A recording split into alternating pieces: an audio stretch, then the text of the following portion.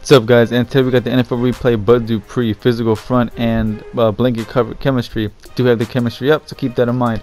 91 speed and 97 hit power. I was able to get up to 99, and also he does have 83 zone, which we'll talk more about that later. But when it came to just pure tackling, man, and block shedding, I was, as far as a grade, maybe a B plus, because he didn't really do all that great. Yeah, he got some nice block sheds here and there, but there were a few times, man, where, well, not even a few times, maybe a handful of times where he was pushed around by people that I didn't think he was going to get pushed around by. So overall, I was not disappointed with his block shedding tackling, but there were times, man, where he could have did better. So all in all, he did okay. Like I said, B plus. And as far as tackling, I'm glad to say he did not have a single tackle broken. As far as zone coverage, like I said, 83 zone, but there were 2 times I can recall where the ball was thrown right to his face and he didn't even put up a hand or anything. He literally let the ball fly over his head, and that kind of agitated me. So if you're gonna put him in zone coverage, expect to see stuff like that happen from time to time, and that stuff can be very agitating. And something that I love to do with him is put him in QB spies, because oh my goodness, man, so many mobile quarterbacks out there now. I mean, not now, but I mean, like, it seems like everybody has one. Mike Vick, Cunningham, Newton, whoever it may be. So what I love to do is put him in a QB spy, and if I see that quarterback rolling out the pocket, man, I'm going to send him 91 speed. Can pretty much chase down any quarterback.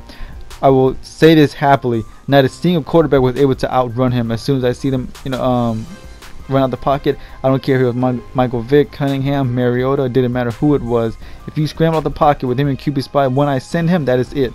You are not going to outrun 91 speed Dupree. So very thankful for that. So if you love to put your guys in QB spies like I do, Dupree will not let you down.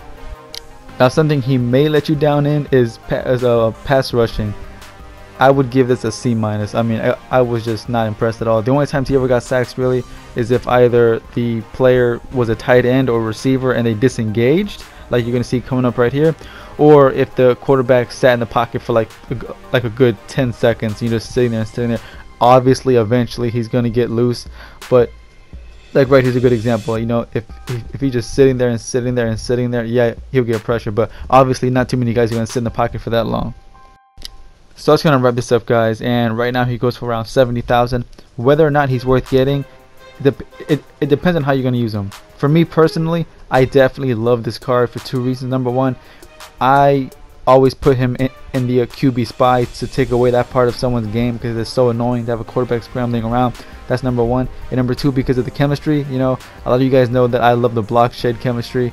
The physical front chemistry, which gives the block shed boost. So obviously, with him having a ×2 block physical front, that makes him the perfect linebacker for me. But anyways, guys, I'll see you guys for the next review, which will be Calvin Johnson. Peace.